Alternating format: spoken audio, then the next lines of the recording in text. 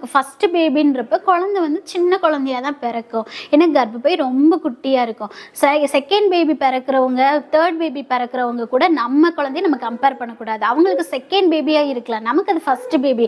கோழியே முதல் முட்டை போடும்போது குட்டி முட்டையாக தான் இருக்கும். நீங்கள் வேணால் பாருங்கள். பேபிக்கு பொறுத்த வரைக்கும் ரொம்ப சோர்ந்து போய் இல்லாமல் அப்படி இருந்தால் தான் நம்ம கவலைப்படணும். ஆக்டிவாக இருந்தாங்க அப்படின்னா கவலைப்பட வேண்டிய தேவையில்லை. அதே மாதிரி நம்ம குழந்தைய கொழு கொழுன்னு வரணும்லாம் நீங்கள் நினைக்கக்கூடாது. ஹெல்த்தியாக இருக்கிறாங்களா அதுவே போதும். Hi friends, welcome back to channel. எல்லாரும் எப்படி இருக்கீங்க? நாங்கள் ரொம்ப ஜாலியாக இருக்கோம். இன்னைக்கு நம்ம இந்த வீடியோவில் எதை பார்க்க போகிறோம்னா, நீங்கள் நிறைய பேர் கேட்டுகிட்டே இருந்தீங்க, ஜஸ்வின் பிறக்கும் போது என்ன வெயிட் இருந்தான், இப்போ எவ்வளோ வெயிட் இருக்கா, அவன் வெயிட் கெயினுக்கு நீங்கள் என்னெல்லாம் பண்ணினீங்க அப்படின்னு சொல்லி கேட்டிருந்தீங்க.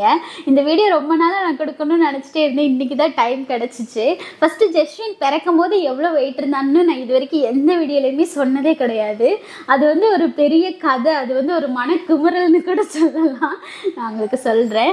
ஸோ யார் யார் என்னென்ன சொன்னாங்க, எதெல்லாம் ஃபாலோ பண்ண சொன்னாங்க, எதெல்லாம் நான் பண்ணினேன், எதெல்லாம் நான் பண்ணலைன்றதையும் சொல்கிறேன். ஃபஸ்ட்டு ஜஸ்வின் வந்து பிறக்கும் போது எவ்வளோ வெயிட் இருந்தான் அப்படின்னா, அவன் வந்து 9 மாதம் முடிஞ்சு 9 மாதம் 2 வாரத்தில் பிறந்தான் ஜஸ்வின். ஜஸ்வினுக்கு வந்து அவங்க கொடுத்துருந்த டேட்டு 31 ஆகஸ்ட் 31 எண்டில். ஜஸ்வின் பிறந்தது வந்து ஆகஸ்ட் 24. நியரஸ்ட் அந்த 1 வீக் கேப்லேயே வந்து ஜஸ்வின் பிறந்துட்டான். பிறக்கும்போது இருந்த வெயிட் வந்து 2,240. இதுதான் ஜஸ்வினோட வெயிட், அதாவது 2.5 வெயிட்டு. பட் நாங்கள் 2 நாள் ஹாஸ்பிட்டலில் இருந்தோம். அப்போ வந்து ஜஸ்வினுக்கு சரியாக பால் இல்லாமல் ரொம்ப கஷ்டப்பட்டான். ஒரு நாள் ஃபுல்லாக பாலே கொடுக்கல, எனக்கும் தெரியல பால் இல்லைன்றது. ஆனால் வீட்டுக்கு வரும்போது கரெக்டாக 200 அந்த அளவில் தான் இருந்தான். ஜஸ்வின் பிறக்கும்போது எல்லா குழந்தைங்களும் பிறக்கும்போது ஒரு ஃபோட்டோனாலும் எடுத்து வைப்பாங்கல்ல. ஆனால் நான் ஜஸ்வின் பிறக்கும்போது ஃபோட்டோவே எடுக்கலை. ஏன்னா அவன் அவ்வளோ குட்டியாக இருந்தான். ரொம்ப என்ன சொல்கிறது, இந்த இடத்துலலாம் அவனுக்கு சதையே இல்லை. பின்னாடி வந்து சுத்தமாக சதையில் ஃப்ளாட்டாக இருந்தான். கையெல்லாம் வந்து இந்த இவ்வளோ தான் இருந்துச்சு. ரொம்ப குட்டி பல்லையாக இருந்தானா. எனக்கு ஜஸ்வினை பார்க்கும்போது பரிதாபமாக இருந்தது. அதனால நானும் ஃபோட்டோ எடுக்கல. பக்கத்தில் தான் இருந்தால் ஃபோன்லாம் வந்து இருந்துச்சு. பட் இருந்தாலும் எனக்கு எடுக்கணும்னு தோணலை. மற்றவங்களையும் எடுக்க சொல்லி நான் ஃபோர்ஸ் பண்ணவும் இல்லை. ஏன்னா ஜஸ்வினோட அந்த பிக்சரை வந்து நான் இனிமேல் என் மனசில் ஞாபகமே இருக்கக்கூடாது அப்படின்றதுக்காக தான் எடுக்கவே இல்லை. அப்புறம் ஒரு 10 நாள் கழித்து வீட்டுக்கு வந்ததுக்கப்புறமா ஒரே ஒரு ஃபோட்டோ எடுத்தேன். ஸோ அந்த ஃபோட்டோ வந்து இதுதான். இது நான் வந்து உங்களுக்கு காட்டுறேன். ஸோ ஜஸ்வின் பிறக்கும்போது இருந்தது 2,200. வீட்டுக்கு வரும்போது 2,200 தான் இருந்தான். ஸோ எல்லாரும் என்ன சொன்னாங்க அப்படின்னா, மதர் ஃபீட் தான் வந்து ஃபஸ்ட்டு பண்ண சொல்லுவாங்க. சும்மா ஃபீட் பண்ணிகிட்டே இருக்கணும், ஒரு 20 நிமிஷத்துக்கு ஒரு தடவை ஃபீட் பண்ணிக்கிட்டே இருக்கணும். ஸோ இதுதான் வந்து கிட்டத்தட்ட 1 மாதம் ஃபுல்லாக ஃபாலோ பண்ணது.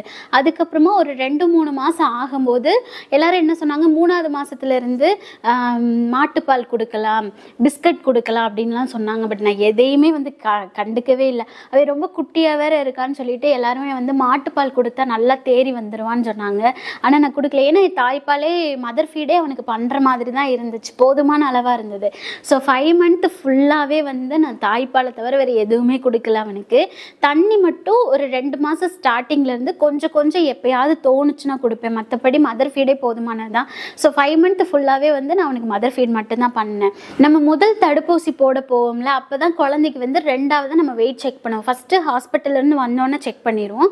அப்புறம் முதல் தடுப்பூசி போட போகிறப்ப தான் அந்த 45 டேஸில் ஃபஸ்ட்டு குழந்தைக்கு வந்து எப்படி வெயிட் கெயின் ஆகணும் அப்படின்னா, ஃபஸ்ட்டு 3 மந்த் வந்து 1 kg 1 kg 1 kgன்னு சொல்லிட்டு கெயின் ஆகணும்.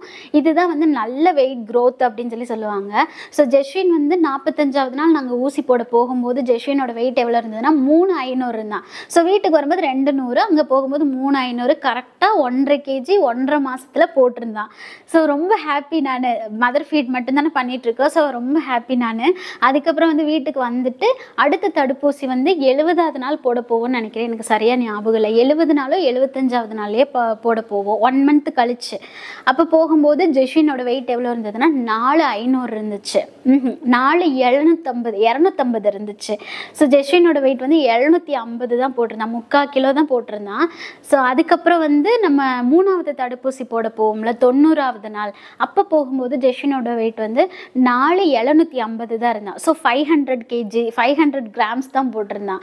ஸோ அவனோட வெயிட் எப்படி கெயின் ஆச்சுன்னா, ஃபஸ்ட்டு 1 கிலோ, அப்புறம் 3/4 கிலோ, அப்புறம் 1/2 கிலோ, இப்படி தான் வந்து அந்த 3 மாதமாக அவனோட வெயிட் வந்து கெயின் ஆச்சு. அதுக்கப்புறமா வந்து அவனுக்கு 5வது மாதம் ஒரு தடுப்பூசி போட போவோம்ல, அப்போ வந்து ஜஸ்வின் எவ்வளோ வெயிட் இருந்தான்னா 5,500 இருந்தான். ஸோ இப்படி தான் வந்து ஜஸ்வினோட வெயிட் வந்து மதர் ஃபீடு பண்ணுற வரைக்குமே இருந்துச்சு. ஸோ 5 மந்த் கம்ப்ளீட் ஆனதுக்கப்புறமா ஜெஸ்வினுக்கு வந்து ஃபுட் இன்டேக்கு கொடுக்க ஆரம்பிக்க போகிறோம். அது வரைக்கும் மதர் ஃபீட் மட்டும்தான், லாக்டோஜன் கூட கொடுத்ததே கிடையாது. அதே மாதிரி தான் மாட்டுப்பாலும் கொடுத்ததே கிடையாது. அப்புறம் 6வது மாதம் ஸ்டார்டிங்கில் வந்து செர்லாக்கு இந்த மாதிரி கொடுக்கலான்னு சொல்லிட்டு அப்போ தான் செர்லாக் ஸ்டார்ட் பண்ணுறேன். செர்லாக் எப்போ கொடுப்பேன் அப்படின்னா காலையில் அவன் தூங்கி எழுந்திரிச்ச உடனே மதர் ஃபீட் பண்ணிடுவோம். அப்புறமா வந்து ஃபஸ்ட்டு செர்லாக்கை ஸ்டார்ட் பண்ணுறதுக்கு முன்னாடி ஜெஸ்வினுக்கு வந்து ஒரே ஒரு பிஸ்கட்டை மதர் ஃபீட்லேயே வந்து மிக்ஸ் பண்ணி நான் வந்து ஊட்டி விட்டேன். அவன் அன்னைக்கு ஒரு நாள் நைட்டு கொடுத்தேன்னா சாப்பிட்டுட்டு பயங்கரமான தூக்கம், நல்லா தூங்கினான். ஓகே, அவனுக்கு அது பிடிச்சிருக்கு போல அப்படின்னு சொல்லிட்டு அப்போ காலையில் ஒரு நேரம் மட்டும் அவன் தூங்கி எழுந்திரிச்சதும் மதர் ஃபீட் பண்ணிவிட்டு ஒரே ஒரு பிஸ்கட்டு கொடுப்பேன், ஒரு 11 மணி அந்த மாதிரி. அப்புறம் பிஸ்கட் அதிகமாக கொடுத்தா அவனுக்கு மோஷன் போக கஷ்டமாக இருக்குன்னு சொல்லிட்டு செர்லாக்கு மாறினேன். செர்லாக் வந்து 6வது மாதம் ஸ்டார்ட் பண்ண ஃபஸ்ட்டு வீக்கு கொடுத்தேன். அப்போ வந்து 11 மணிக்கு மேலே தான் வந்து செர்லாக்கு ஒரே ஒரு ஸ்பூன் மட்டும் கலக்கி கொடுத்தேன், சாப்பிட்டுட்டான். அதுக்கப்புறம் வந்து 6வது மாதம் ஒரு 2 வாரம் ஸ்டார்டிங் இருக்கும்போது ஆப்பிள் ஸ்டார்ட் பண்ணேன். ஆப்பிள் வந்து நைட்டு தூங்க போகிறதுக்கு முன்னாடி ஒரு 8 மணி அந்த மாதிரி ஒரே ஒரு பீஸ் மட்டும் எடுத்து வேக வச்சு அதை வந்து மிக்சியில் அரைச்சி கொடுத்தேன். ஸோ இதுதான் வந்து 6வது மாதம் ஃபுல்லாகவே அவனுக்கு கொடுத்தது. ஸோ 6வது மாதம் ஃபுல்லாகவே இப்படி தான் போச்சு. அப்புறம் 7வது மாதம் ஸ்டார்ட் ஆகும்போது முட்டை இருக்குல்ல, முட்டையை வந்து நல்லா வேக வச்சு அது ஒரு 3/4 பாயில் ஆனதுக்கப்புறமா அதை வந்து ஊட்டி விட்டு தண்ணி கொடுத்தா சாப்பிட்டுட்டான். ஸோ 7 மாதம் வரைக்கும் வந்து ஜெஸ்வினுக்கு இதுதான் இப்படி ஆமாம் இல்லை ஃபுல்லாகவே ஃபுல் முட்டையை வந்து 3/4 பாயில் வேக வச்சது ஒரு மாதிரி லிக்யூடான கன்சிஸ்டன்சியில் கொஞ்சம் திக்காக இருக்கலாம், அந்த மாதிரி டைமில் ஊட்டி விட்டேன். அது வந்து 7வது மாதம் ஃபுல்லாகவே அப்படி தான். அதே மாதிரி வந்து ஃபஸ்ட் க்ரையில் வந்து ஒரு சத்து மாவு மிக்சிங் வந்து ஒன்று இருக்கும், நம்மளுக்கு இங்கே கவர்மெண்ட்லேயே கூட கொடுப்பாங்க, அதை வந்து கொடுத்தேன். ஸோ இந்த 4 ஃபுட்டை தான் வந்து 7 மாதம் ஃபுல்லாகவே கொடுத்தேன். ஹே கூகுள் ப்ளே சோனியா சாங் இன் தமிழ். அதுக்கப்புறம் வந்து 7வது மாதம் எண்டு, அதாவது முடிய போகிற ஸ்டேஜில் ஜெஸ்வினுக்கு வந்து பொங்கல் வச்சு விட்டு அவனுக்கு வந்து சாப்பாடு கொடுத்தாச்சு. அதுக்கப்புறம் வந்து அவனுக்கு ஃபுட் இன்டேக் எல்லாமே கொடுக்க ஆரம்பிச்சாச்சு, மீன்லேருந்து எல்லாமே கொடுக்க ஆரம்பிச்சாச்சு, சூப்பு வரைக்கும் இப்போ வரைக்கும் எல்லாமே ஜெஸ்வினுக்கு கொடுத்து பழக்கியாச்சு. ஸோ இப்போ வந்து ஜெஸ்வினோட வெயிட் எவ்வளோ இருக்குது அப்படின்னா 7.5 kg எபோ இருக்குது. ஆனால் நான் அக்யூரேட்டாக இன்னும் பார்க்கல, 7.5க்கு மேலே இருக்குது. இப்போ ஜெஸ்வினுக்கு வந்து 11வது மாதம் நடந்துட்டுருக்கு, அடுத்த மாதம் அவனுக்கு வந்து பர்த்டே. ஸோ பிறக்கும்போது அவன் 2 kgல இருந்தான், இப்போ வந்து அவன் 7.5ல் இருக்கான். கிட்டத்தட்ட இந்த 10 மாதத்தில் வந்து அவனுக்கு ஒரு 5 kg கூடி இருக்கு. ஸோ ஜெஸ்வின் பார்த்தீங்கன்னா ரொம்ப கொழுன்னு அப்படியெல்லாம் இருக்க மாட்டான். அவனுக்குன்னு வந்து நான் வெயிட் கெயின் ஆகிறதுக்குன்னு கூட எதுவுமே அதிகமாக கொடுக்கல. இந்த அவன் பிறந்ததுலேருந்து இப்போ வரைக்கும் 10 மாத கேப்பில் அவன் போட்ட வெயிட் வந்து கிட்டத்தட்ட 5.5 kg வந்து அவன் வெயிட் போட்டிருக்கான். டாக்டர் என்ன சொல்லுவாங்க அப்படின்னா ஃபஸ்ட்டு 3 மாதத்துக்கு தான் நம்ம ஒரு kg ஏறணும் அப்படின்னு சொல்லுவாங்க. அது வந்து நல்ல க்ரோத்து. 1 kgக்குள்ளே to 1 kg வரைக்கும் கூட இருக்கலாம்.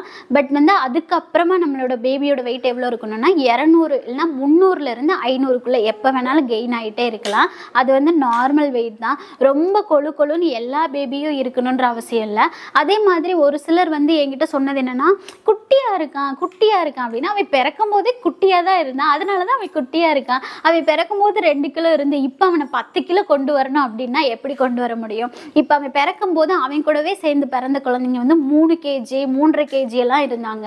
ஸோ அவங்க கூட இவனை கம்பேர் பண்ணும்போது இவன் கொஞ்சம் குட்டியாக தான் இருப்பான். ஏன்னா இவன் பிறந்தப்பவே வந்து ஒரு 2 kg தான் இருந்தான்.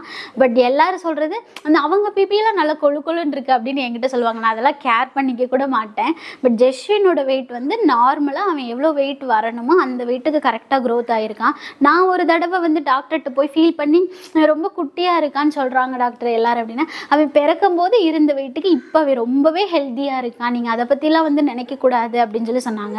நான் அதுக்கப்புறம் இப்போ வந்து ஜெஸ்வினுக்கு 11வது மாதத்துலேருந்து தான் மாட்டுப்பால் கொஞ்சம் கொடுக்க ஸ்டார்ட் பண்ணியிருக்கேன். அதுவும் வந்து ஃபீடிங் பாட்டிலெல்லாம் கொடுக்கறது இல்லை, டம்ளரில் ஊற்றி கொடுத்தா குடிப்பான். ஸோ இப்படி தான் வந்து ஜெஸ்வினை பழக்கப்படுத்திட்டு இருக்கேன். அதே மாதிரி ஷவரில் தான் குளிப்பான். இந்த மாதிரி நிறைய ஆக்டிவிட்டீஸ் வந்து நல்லா இருக்கும். பேபிக்கு பொறுத்த வரைக்கும் ரொம்ப சோர்ந்து போய் இல்லாமல் அப்படி இருந்தால் தான் நம்ம கவலைப்படணும். ஆக்டிவாக இருந்தாங்க அப்படின்னா கவலைப்பட வேண்டிய தேவையே இல்லை. அதே மாதிரி நம்ம குழந்தையும் கொழு கொழுன்னு வரணும்லாம் நீங்கள் நினைக்கக்கூடாது. ஹெல்த்தியாக இருக்கிறாங்களா அதுவே போதும். அதே மாதிரி எல்லா தண்ணியிலையும் குளிக்க வைப்பேன். நான் சுடு தண்ணி வச்சு தான் குளிக்க வைக்கணும்லாம் இல்லை, டேரெக்டாக ஷவர்லேயே குளிப்பேன். அதே மாதிரி வந்து சுடு தண்ணி தான் குடிக்க வைக்கணும்னு இல்லை, நான் நார்மல் வாட்டரே கொடுத்து குடிக்க வச்சுருவேன். அதே மாதிரி அவளுக்கு வந்து எல்லா ஃபுட்டுமே கொடுக்க ஆரம்பிச்சாச்சு. இன்னும் என்னென்ன இருக்குது, ஸோ இந்த மாதிரி தான் வந்து நான் பார்த்துட்ருக்கேன். மற்றபடி வந்து அந்த ஆல்மண்டு இதெல்லாம் போட்டு தவாவில் வந்து நல்லா வறுத்துட்டு அதை பவுட்ரு பண்ணி அவனுக்கு வந்து செர்லாக்கோட அதாவது நெஸ்டமோட சேர்த்து மிக்ஸ் பண்ணி கொடுப்பேன். அது கூட நான் ஒரு ஃபுட் ரொட்டீன் வீடியோ கொடுத்துருக்கேன். ஸோ இந்த மாதிரி தான் ஜெஸ்வினுக்கு கொடுப்பேன். மற்றபடி எல்லா ஃப்ரூட்ஸும் கொடுப்பேன். திராட்சைப்பழம் கொடுப்பேன், மாதுளம்பழம் கொடுப்பேன், அவகடா கொடுப்பேன், அதே மாதிரி நவ்வா பழம் கொடுப்பேன், அதே மாதிரி செர்ரி பழம் கொடுப்பேன். இந்த மாதிரி அவன் வந்து எல்லா ஃப்ரூட்ஸுமே கொடுப்பேன். வாழைப்பழம் எல்லாமே இப்போ கொடுத்துட்ருக்கேன். ஸோ மற்றபடி வந்து ஜெஸ்வினோட வெயிட் எனக்கு ஓகே தான். எனக்கு வந்து அவன் வெயிட்டை பற்றி கவலைப்படணுன்ற இதே எனக்கு அந்த தாட்டே போகலை. ஸோ இப்படி தான் வந்து ஜெஸ்வினை வந்து நாங்கள் வளர்த்துக்கிட்டு இருக்கோம். இப்போதைக்கு அவன் எல்லாமே சாப்பிட்றான். சிக்கன் மட்டும் அவனுக்கு வந்து பிடிக்கல. சிக்கனோட ஈரல் எடுத்து சாப்பாட்டில் மசிச்சு கொடுத்தா அவனுக்கு வந்து பிடிக்கல அந்த டேஸ்ட்டு. ஸோ வளர வளர அவன் வந்து பழகிக்குவான். ஆமாம், மட்டன் வந்து சூப்பு நல்லா குடிப்பான். அதை வந்து நான் தான் கொடுத்துருக்கேனே ஃபுட் ரொட்டீன் வீடியோவில், அந்த மாதிரி கொடுப்பேன். மற்றபடி அவனோட வெயிட் இவ்வளோ தான். நார்மலாக நம்ம குழந்தைங்க 500 கிராம்ஸ் வெயிட் போட்டாலே நார்மலான வெயிட்டு தான். 3 மாதத்துக்கு அப்புறமா 300 கிராம்ஸ் போட்டால் கூட நார்மல் வெயிட் தான். அதை பற்றி நீங்கள் ஒரி பண்ணிக்க வேண்டிய அவசியமே இல்லை. அதே மாதிரி நமக்கு ஃபஸ்ட்டு பேபின்றப்ப குழந்தை வந்து சின்ன குழந்தையாக தான் பிறக்கும். ஏன்னா கர்ப்பப்பை ரொம்ப குட்டியாக இருக்கும்.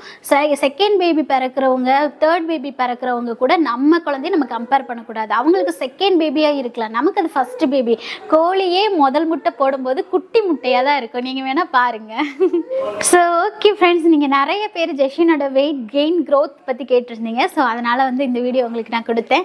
அடுத்தடுத்து நான் வேறு என்னென்ன வீடியோ கொடுக்கணும்னு நீங்கள் கமெண்ட் பண்ணுங்கள். நானும் யோசிச்சு வச்சுருக்கேன். உங்களுக்கு கூடிய சீக்கிரமே அடுத்தடுத்து நாங்கள் வீடியோ கொடுக்குறோம்.